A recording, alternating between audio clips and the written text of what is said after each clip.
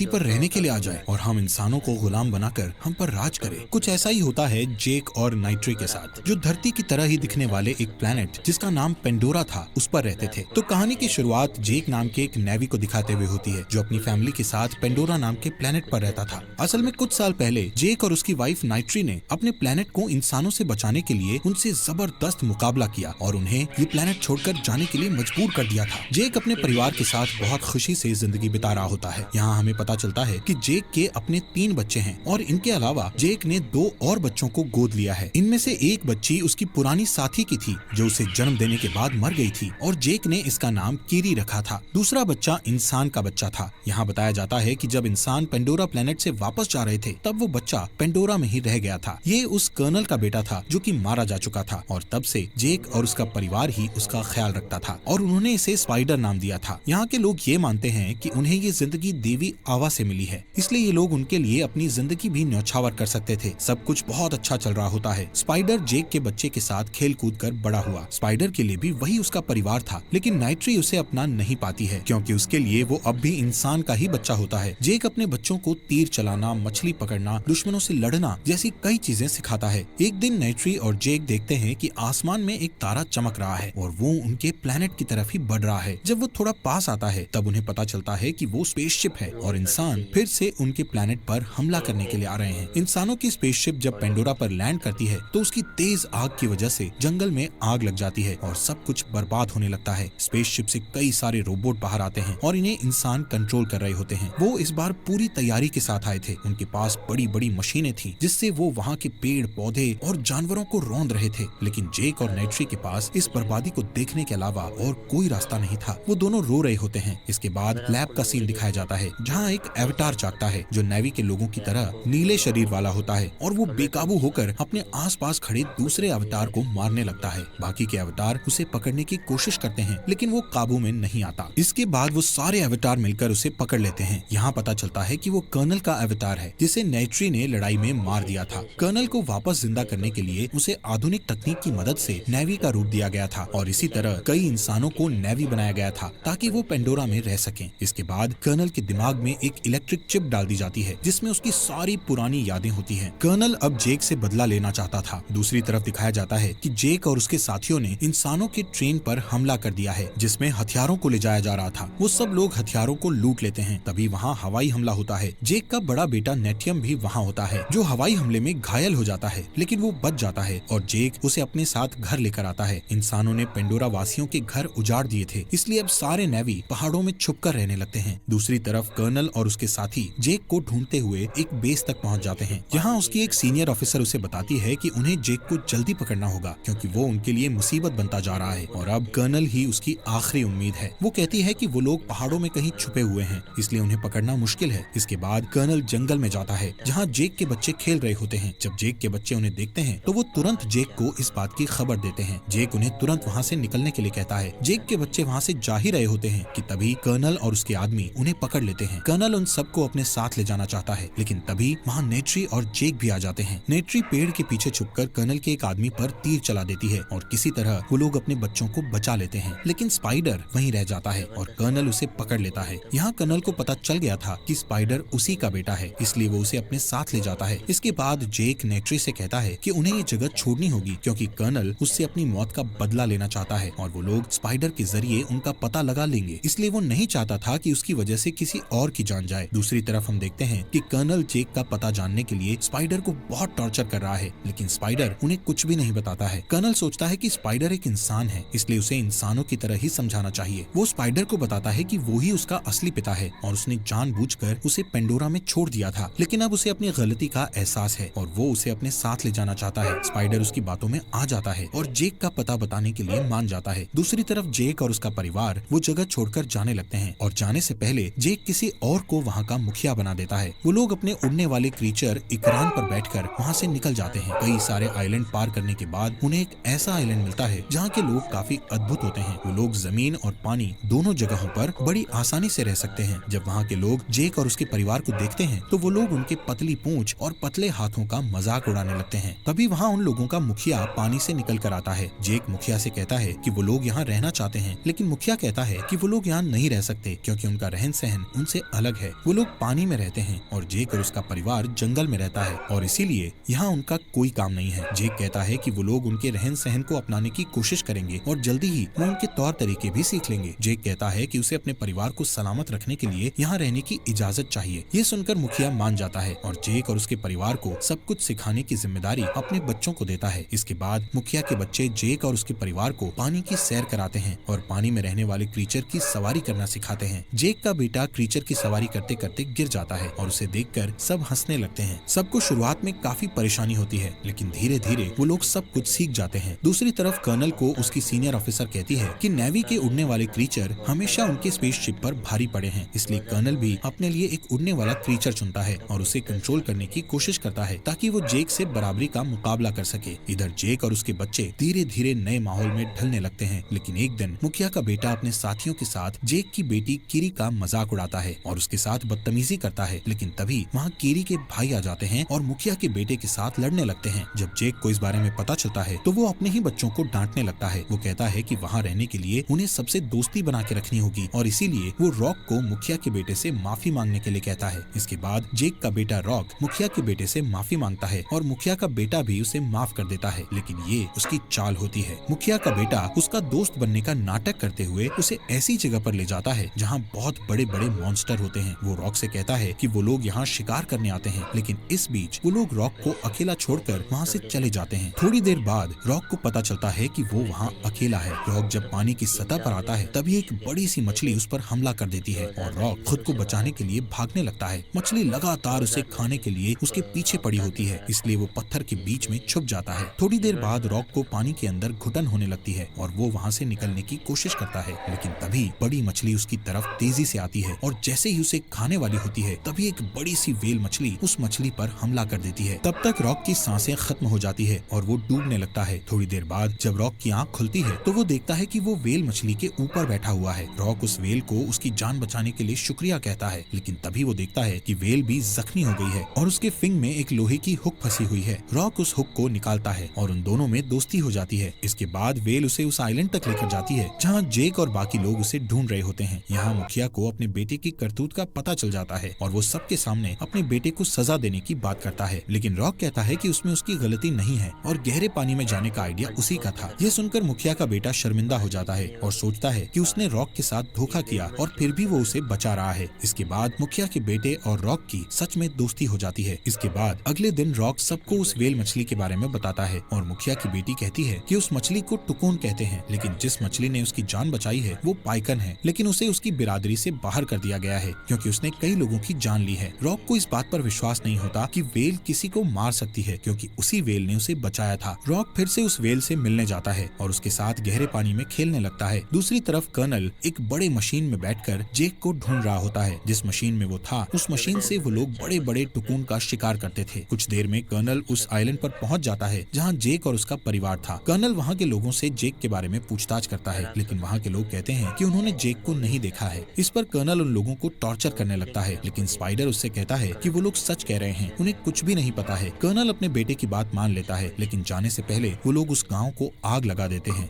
जेक और उसका परिवार उसी आइलैंड के दूसरे हिस्से में छुपा हुआ था। मुखिया वहां जाता है और बताता है कि कर्नल उन्हें ढूंढते हुए वहां पहुंच चुका है। दूसरी तरफ कर्नल ये प्लान बनाता है कि वो लोग वहां के टुकून का शिकार करेंगे, इसलिए अब वो लोग मशीन के जरिए टुकून का शिकार करने के लिए आते हैं। दूसरी तरफ रॉक को पता चल जाता है कि पाइकन ने किसी की जान नहीं ली थी, बल्कि नेवी लोगों को मारने वाले कोई शिकारी थे और इसका इल्जाम पाइकन पर आ गया था, जिसकी वजह से उसे बिरादरी से बाहर करके अकेला छोड़ दिया गया था। दूसरी तरफ कर्नल और उसके साथी कई मशीन गन की मदद से एक बड़े से टुकून पर हमला कर देते हैं जो अपने बच्चे के साथ तैर रहा होता है। वो टुकून काफी चीख रहा होता है और आखिर में इंसान उसे मार देते हैं। इसके बाद वो लोग उसे अपने साथ लेकर आते हैं और उसके मुंह के अंदर जाते हैं। वो लोग उस टुकून के गले के ऊपरी हिस्से में छेद करते हैं जहाँ से एक पीले रंग का लिक्विड बाहर आता है। यहाँ पता चलता है कि उस पीले रंग के लिक्विड को पीने से इंसान की उम्र नहीं बढ़ती है और इसीलिए इसकी कीमत बाजारों में काफी ऊंची है, जिससे वो लोग बहुत पैसा कमा सकते हैं। जब आइलैंड के लोग उस टुकून की लाश को देखते हैं तब उन्हें बहुत दुख होता जाता है और बहुत गुस्सा भी आता है। वो लोग जेक को इसका जिम्मेदार मानते हैं और कहते हैं कि उसकी वजह से इंसान इन जानवरों को मार रहे हैं। इसके बाद वो लोग कर्नल और उसके साथी से लड़ने का फैसला करते हैं, लेकिन जेक कहता है कि वो लोग उनके आधुनिक हथियारों के आगे नहीं टिक पाएंगे। कर्नल का प्लान अब बड़े बड़े टुकून मतलब पाइकन का शिकार करने का होता है, क्योंकि उसका शिकार करके वो लोग ज्यादा लिक्विड निकाल सकते हैं और ज्यादा पैसे भी कमा सकते हैं। टुकून के शिकार को देखते हुए रॉक को पाइकन की फिक्र होने लगती है, इसलिए वो उससे मिलने के लिए जाता है। रॉक के भाई बहन उसे रोकने के लिए उसके पीछे जाते हैं। जब वो लोग पाइकन के पास पहुंचते हैं तो देखते हैं कि पाइकन को एक तीर लग गई है, जिसकी वजह से वो वहां से हिल नहीं पा रहा है। वो सब लोग उस तीर को निकालने की कोशिश करते हैं और इसी बीच कर्नल और उसके साथी उनकी तरफ आ रहे होते हैं। रॉक जेक को इस बारे में बताता है और जेक अपने साथियों के साथ वहां जाने के लिए निकल जाता है। रॉक और उसके भाई बहन किसी तरह उस तीर को पाइकन के शरीर से बाहर निकालते हैं, लेकिन कर्नल के आदमी उनके पीछे पड़ जाते हैं। मुखिया की बेटी कर्नल के मशीन से मरने वाली होती है, लेकिन जेक का बेटा उसे बचा लेता है। कर्नल उन्हें एक बड़े जाल में फंसा लेता है और उन्हें अपनी शिप पर ले जाता है। तब तक जेक और उसके साथी भी वहां आ जाते हैं और देखते हैं कि कर्नल ने उसके बच्चों को बांध के रखा है। कर्नल जेक से कहता है कि अगर वो अपने बच्चों को जिंदा देखना चाहता है तो उसे अकेले ही वहां आना होगा। जेक उसकी बात मान लेता है और अकेले ही वहां जाने लगता है। इसी बीच पाइथन अचानक से पानी से निकलकर कर्नल की शिप में चढ़ जाती है और उसके आदमियों को मारने लगती है। इससे जेक और उसके साथी भी कर्नल पर हमला कर देते हैं। नेट्री भी वहां अपने उड़ने वाले क्रीचर इकरान में बैठकर आ जाती है और उन पर हमला करने लगती है। जेक किसी तरह अपने बच्चों को बचा लेता है, लेकिन जैसे ही वो लोग भागने वाले होते हैं, कर्नल जेक की बेटी कीरी और उसकी छोटी बहन को पकड़ लेता है। इस बीच जेक के बड़े बेटे को गोली लग जाती है और वो मर जाता है। नेट्री अपने बेटे की मौत से काफी टूट जाती है और चिल्ला चिल्ला कर रोने लगती है। इससे जेक और नेट्री को और भी गुस्सा आ जाता है और वो लोग कीरी और उसकी बहन को बचाने के लिए शिप पर आ जाते हैं। जेक वहाँ पर ब्लास्ट करता है और नेट्री इंसानों को बेरहमी से मारने लगती है, लेकिन तभी कर्नल कीरी को पकड़ लेता है और उसकी गर्दन पर चाकू रख देता है। लेकिन तभी नेट्री भी कर्नल के बेटे स्पाइडर को पकड़ लेती है और उसे मारने की धमकी देती है। इस वजह से कर्नल को कीरी को छोड़ना पड़ता है। इसके बाद जेक सबको वहाँ से जाने के लिए कहता है और खुद कर्नल से लड़ता है। दोनों के बीच काफी हाथापाई होती है। इस बीच शिप की हालत भी खराब हो जाती है और वो कभी भी पलट सकती है, इसलिए सब लोग वहाँ पर फंस जाते हैं। दूसरी तरफ जेक कर्नल की गर्दन को पकड़ लेता है, जिससे उसका दम घुटने लगता है और कर्नल वहीं डूब जाता है। इसके बाद जेक भी वहाँ से निकलने का रास्ता ढूंढने लगता है। नेट्री और उसकी बेटी शिप में फंसे होते हैं और तभी कीरी उनके पास आती है और उन्हें रास्ता दिखाती है। जेक भी रॉक के साथ बाहर आ जाता है। दूसरी तरफ स्पाइडर को कर्नल मिलता है और वो उसे पानी से बाहर ले आता है, क्योंकि जब नेट्री ने उसकी गर्दन पर चाकू रखा था तब कर्नल ने उसकी जान बचाई थी। लेकिन जब कर्नल स्पाइडर को अपने साथ चलने के लिए कहता है तो वो मना कर देता है और वापस जेक और उसके परिवार के पास चला जाता है, जिसे देखकर जेक बहुत खुश होता है। इसके बाद जेक अपने बड़े बेटे की बॉडी को उनकी देवी आवा के हवाले कर देता है और उस पल को याद करता है जब उसने पहली बार अपने बेटे को गोद में उठाया। फॉक्स एक्सप्लेनर हिंदी चैनल को सब्सक्राइब करना मत भूलना।